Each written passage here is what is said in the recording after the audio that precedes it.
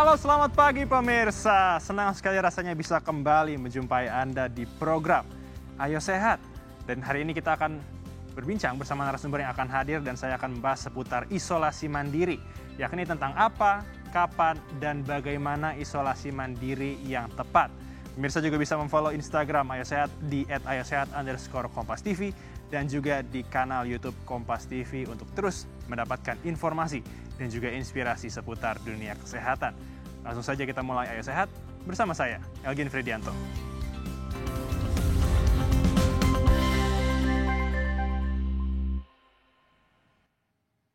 Pemirsa, pandemi COVID-19 belum juga berakhir. Bahkan di Indonesia kasus COVID-19 sempat melonjak.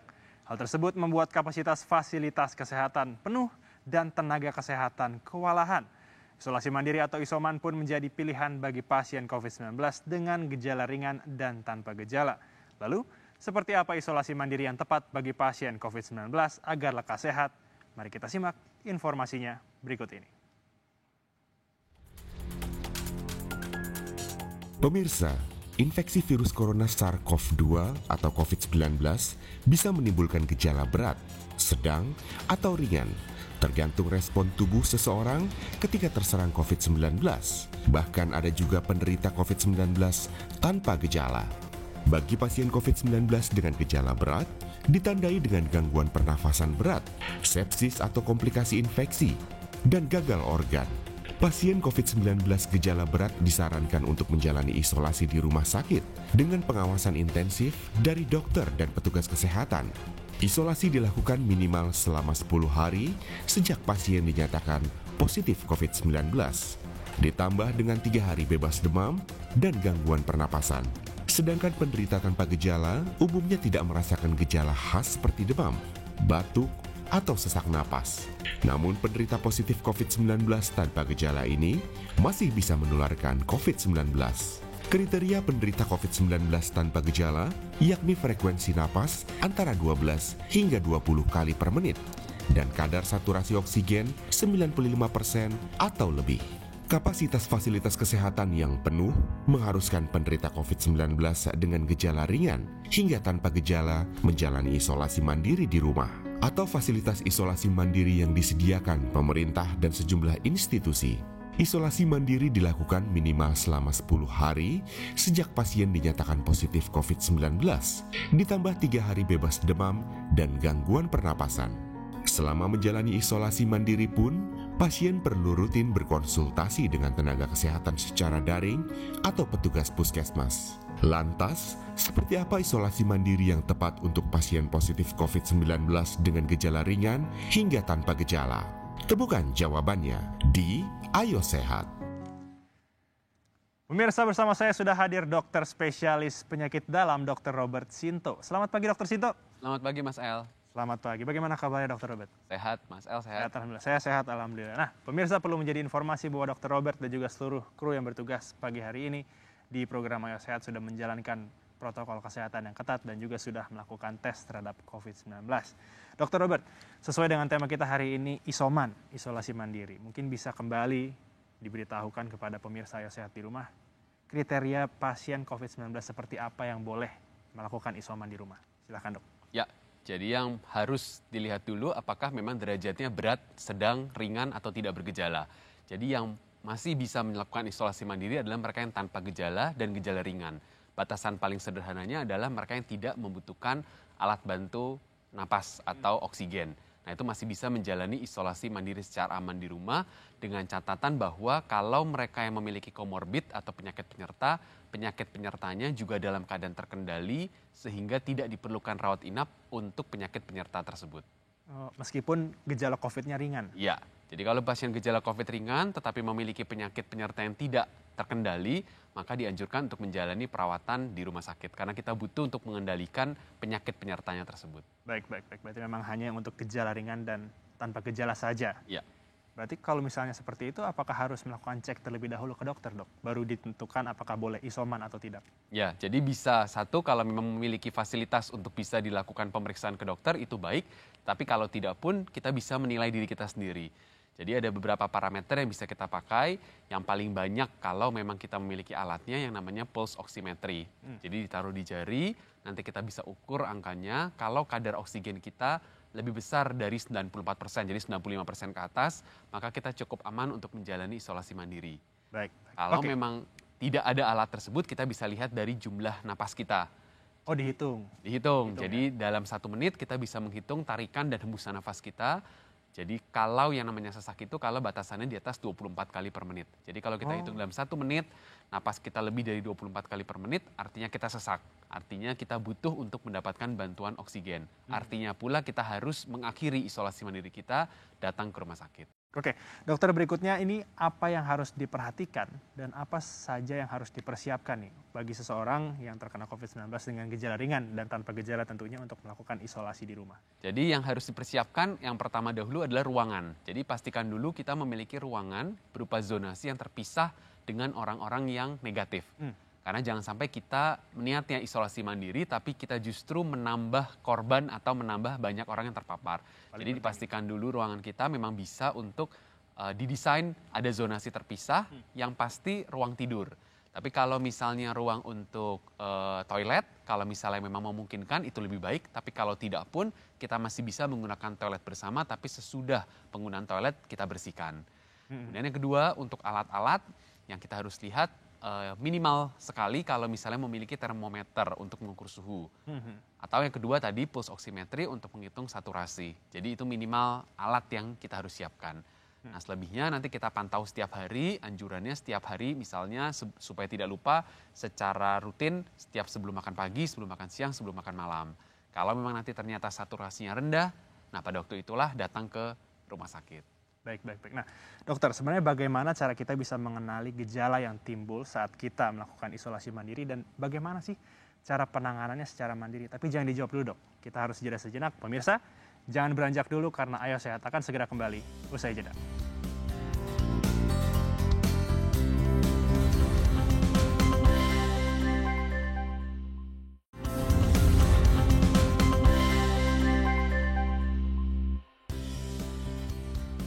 Terima kasih Anda masih menyaksikan program Ayo Sehat, pemirsa. Masih bersama dengan Dr. Robert. Nah, Dr. Robert menyambung pertanyaan saya sebelum jeda tadi. Apa sih yang harus dikenali dari gejala-gejala yang timbul saat isoman dan bagaimana cara penanganannya secara mandiri?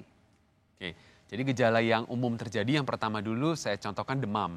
Jadi demam itu kan gejala yang banyak sekali dialami dan ini bisa tidak nyaman sekali. Jadi caranya kalau memang punya termometer kita bisa ukur suhu. Di atas 37,5 atau di atas 38 kalau kita tidak nyaman silahkan minum obat panas. Nah obat panas itu bisa diminum sampai 4 kali sehari. Itu masih cukup aman. Jadi diberikan tablet, parastamol paling umum dipakai. Itu bisa dipakai sesuai dengan kilogram berat badan lah kurang lebih. Jadi 1-2 tablet. Bisa diminum setiap 6 jam. Jadi sebelum muncul panas kalau itu tidak nyaman untuk kita bisa minumkan.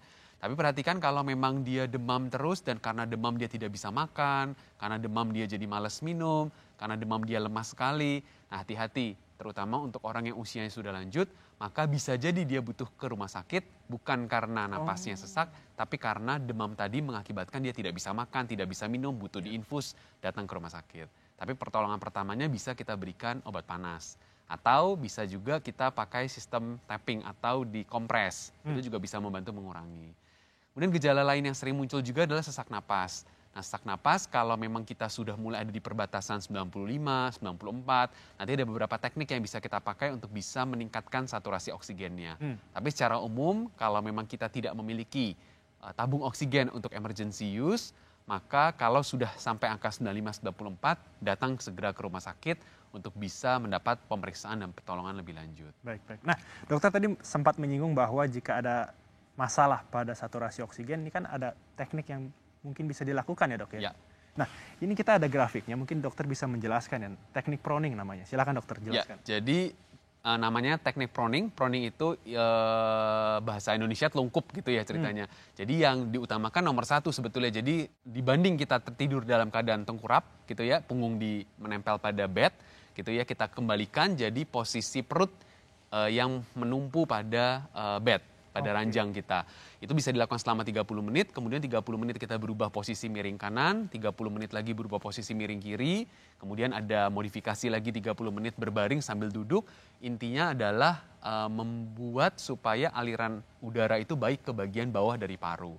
Gitu. Jadi kita bisa lakukan teknik seperti ini, bahkan kalau sudah masuk rumah sakit pun dokter akan menganjurkan teknik proning ini untuk bisa membantu.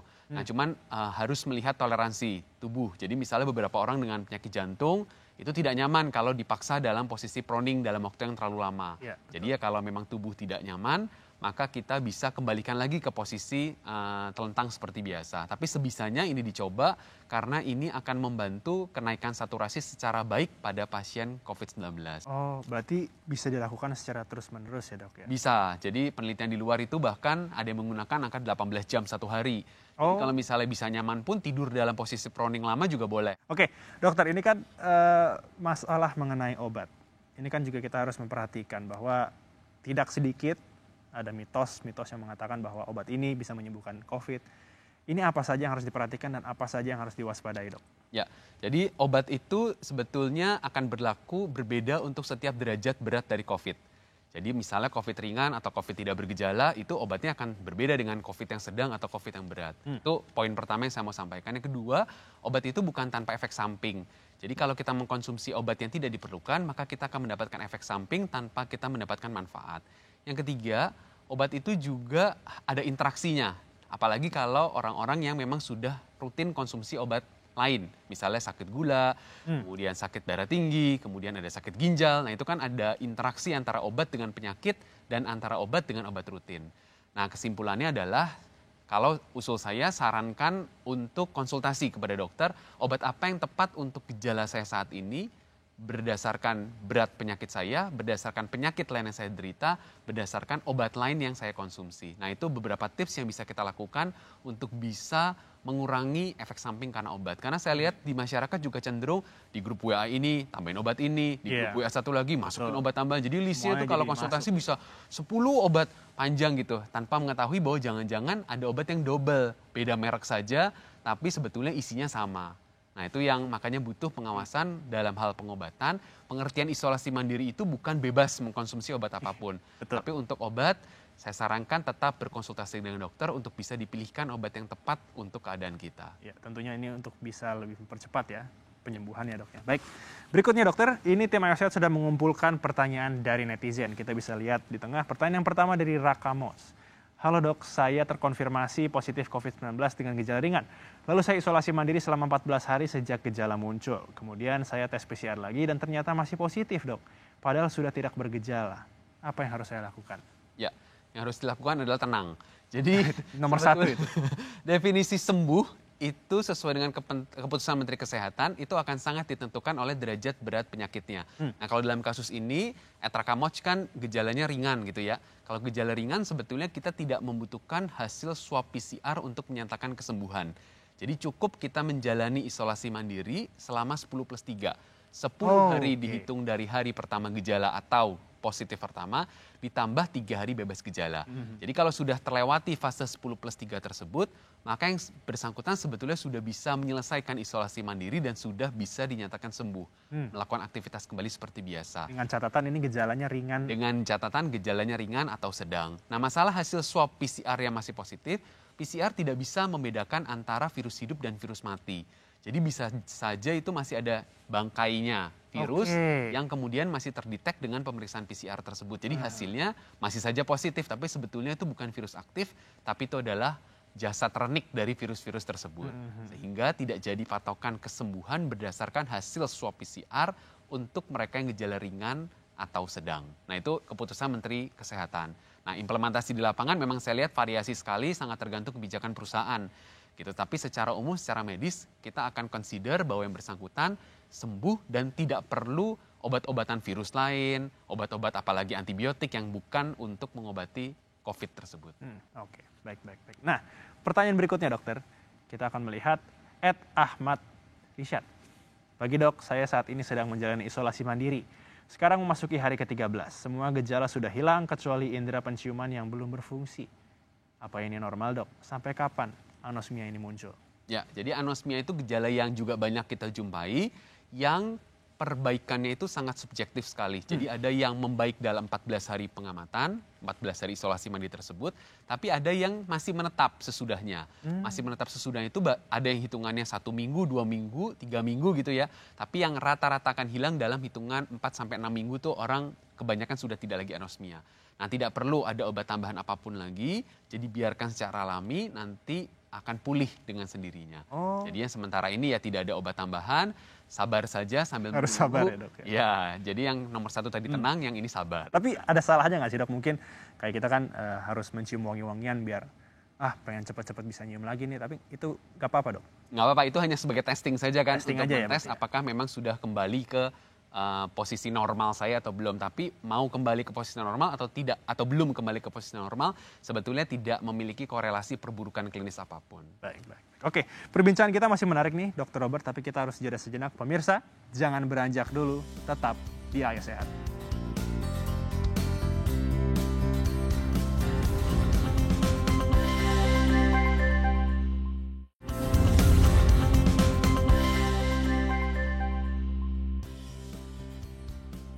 Anda kembali menyaksikan program Ayo Sehat, pemirsa, masih bersama dengan Dr. Robert. Nah, Dr. Robert, dari pengalaman dokter, ini ada nggak sih, Dok, kelalaian yang mungkin sering ditemui pada pasien yang melakukan isolasi mandiri? Ya, jadi yang paling saya sering lihat adalah masyarakat itu tidak mengerti bahwa COVID itu dinamis. Maksudnya seperti ini, ketika pertama kali kita menilai diri kita itu adalah seorang COVID ringan, bukan berarti selama 14 hari perjalanan penyakit itu kita akan ringan senantiasa gitu ya. Jadi ada sebagian kecil orang, kurang lebih 30%, itu yang akan progresif menjadi COVID sedang dan berat yang awalnya juga ringan di hari pertama. Nah, yang sering adalah karena dianggap bahwa dari awal saya sudah ringan, kemudian ketika dia menjadi berat pun dia lalai.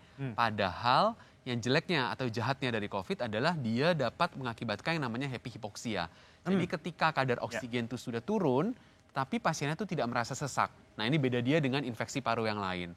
Nah, sehingga dia menjadi lalai untuk melakukan pemeriksaan, yang tadi saya bilang mudahnya saturasi gitu ya, sehingga ketika nanti sudah terlanjur berat sekali, baru dia datang ke rumah sakit dalam keadaan yang sudah lebih berat untuk bisa ditolong. Nah, itu kelalaian yang saya lihat sering terjadi, itu nomor 1 untuk keamanan dia.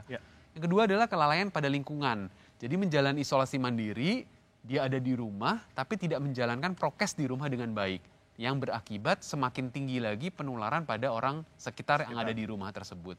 Jadi lalai untuk dia dan lalai untuk lingkungan juga. Dan itu yang justru berbahaya baik untuk dirinya, kesehatannya, dan berbahaya untuk peningkatan kasus yang semakin tinggi di negara ini. Ya, berarti ini memang menjadi poin-poin penting ya yang harus diingat kepada orang-orang yang sedang melakukan isoman di rumah. Nah, dokter ini kan tadi sempat mengatakan bahwa ada salah satu gejala yang mungkin bisa dikatakan harus segera langsung ke fasilitas kesehatan, yaitu happy hipoksia. Mungkin ada gejala-gejala lain, Dok? Ya, yang paling sering adalah tadi happy hipoksia, kemudian yang kedua kalau tadi ya demam yang kemudian tidak membaik, yang kemudian mengakibatkan tidak bisa makan, tidak bisa minum gitu ya. Atau yang ketiga adalah penyakit yang tidak terkontrol. Jadi misalnya dia ada diabetes mellitus, ada sakit gula, kemudian dia minum konsumsi obat, kemudian penyakitnya itu cukup berat sehingga mengakibatkan gulanya menjadi sulit terkontrol. Nah, gula yang sering tidak terkontrol itulah yang kemudian harus membuat dia akhirnya ke rumah sakit. Karena itu untuk mereka yang ada sakit gula, yang menjalani isolasi mandiri secara acak, lakukan pemeriksaan gula untuk lihat apakah memang komorbidnya dalam keadaan terkontrol atau tidak. Jadi mungkin hal-hal itu yang seringkali saya perhatikan akhirnya membawa orang harus datang ke rumah sakit untuk bisa dirawat inap. Baik. Oke, berikutnya dokter, ini bagaimana cara kita supaya saat isoman ini tetap meningkatkan imunitas tubuh? Salah satunya mungkin makan, vitamin, olahraga, ataupun berjemur. Mungkin ada yang bisa diingatkan ke pemirsa, mungkin vitamin apa saja yang harus diminum, makanan apa saja yang harus ditingkatkan mungkin. Ya, silakan, Dok. Jadi di dalam menjalani isolasi mandiri itu harus tetap sehat dan harus tetap bahagia gitu ya. Nah, untuk sehat harus dulu. tetap bahagia pemirsa. Jadi sehat dulu nih ya. Jadi sehat itu konsumsi makanan-makanan yang kaya vitamin. Jadi saya tidak rekomendasikan satu jenis vitamin khusus gitu ya. Tapi dengan makan makanan sehat sesuai dengan pola yang cukup karbohidrat, cukup proteinnya, cukup vitamin dan sayur gitu ya, buah dan sayur. Maka itu sebetulnya kita memenuhi kebutuhan tubuh untuk pemulihan yang lebih baik. Jadi makanan harus bergizi, kemudian yang kedua tetap lakukan aktivitas olahraga ringan sesuai dengan kemampuan. Disitulah justru kita bisa menilai juga apakah memang kita ada sesak atau tidak. Jadi ketika kita lakukan aktivitas kemudian kok biasa saya jalan dalam jarak sekian, tidak pakai istirahat, saya tidak apa-apa. Tapi sekarang ngos-ngosan nih. Nah ini bisa jadi penanda awal dari kita, oh jangan-jangan memang ini ada perburukan di pernapasan saya. Atau yang lain juga dengan kita berjemur, sinar matahari baik ke pagi, itu baik sekali untuk bisa membantu kesehatan kita. Ditambah juga ketika kita keluar, kita ada sirkulasi udara, kamar kita buka, jendela kita buka, sinar matahari masuk, itu juga bagus untuk membersihkan area, zona kamar yang kita pakai buat tempat istirahat gitu ya selama menjalani isolasi mandiri. Kemudian yang aktivitas ringan lain misalnya kita kalau memang mampu membersihkan ruangan sendiri ya kita bersihkan saja. Juga tadi untuk mencegah orang lain masuk ke kita dan orang lain itu akan terpapar. Itu yang nomor kesehatannya. Kemudian yang lain bahagia, jangan lupakan juga karena memang kekebalan tubuh itu akan sangat di-boost oleh psikis kita. Betul. Jadi ya dukungan baik itu dari diri kita self-healing atau dukungan dari lingkungan. Jangan menstigma orang yang menjalani isolasi mandiri gitu ya. Itu paling penting, Dok. Ya, nah itu akan sangat membantu untuk pemulihan mereka yang menjalani isolasi mandiri tersebut juga. Oke. Nah, terakhir nih Dok, mungkin singkat saja kepada pemirsa Ayo Sehat dan mungkin orang-orang yang sedang melakukan isoman ya. Himbauan seperti apa saja yang harus diberikan oleh dokter kepada mereka? Silakan. Ya, jadi yang pertama adalah bahwa kita pastikan dahulu apakah diri kita memang cukup aman dan layak untuk menjalani isolasi mandiri. Jadi jangan terlalu ngotot untuk menjalani isolasi mandiri kalau memang tidak aman. Sebaliknya kalau cukup aman jangan merasa tidak percaya diri untuk menjalani isolasi mandiri sehingga memaksa berada di rumah sakit. Itu nomor satu dulu. Kemudian yang kedua ketika kita menjalaninya tetap lakukan monitoring dengan baik. Kita punya support system yang baik dari keluarga untuk bisa kita menjalani isolasi mandiri tersebut dengan aman. Yang ketiga sesudah menyelesaikan isolasi mandiri kita selesai, maka kita yakinkan bahwa kita tidak lagi menularkan pada orang sekitar dan silahkan melakukan aktivitas kembali kepada masyarakat dengan biasa dan masyarakat mau menerima mereka yang sudah selesai menjalani isolasi mandiri dengan baik menjadi bagian kembali dari masyarakat. Mungkin itu beberapa tahapan yang bisa kita lihat dari awal menjalaninya maupun mengakhiri isolasi mandiri. Oke, baik. Terima kasih Dr. Robert untuk waktunya dan juga tentunya untuk informasinya dan semoga ini semua bisa berguna bagi pemirsa Ayo Sehat, apalagi bagi pemirsa yang sedang melakukan isolasi mandiri di rumah. Usai sudah 30 menit, saya dan juga Dr. Robert menemani Anda di program Ayo Sehat edisi kali ini. Tetap saksikan program Ayo Sehat setiap hari Senin dan Jumat pukul 10.30 waktu Indonesia bagian Barat, hanya di Kompas TV, independen, terpercaya. Saya Algin Fridianto bersama dengan Dr. Robert pamit undur diri. Ingat, tetap patuhi protokol kesehatan. Sampai jumpa.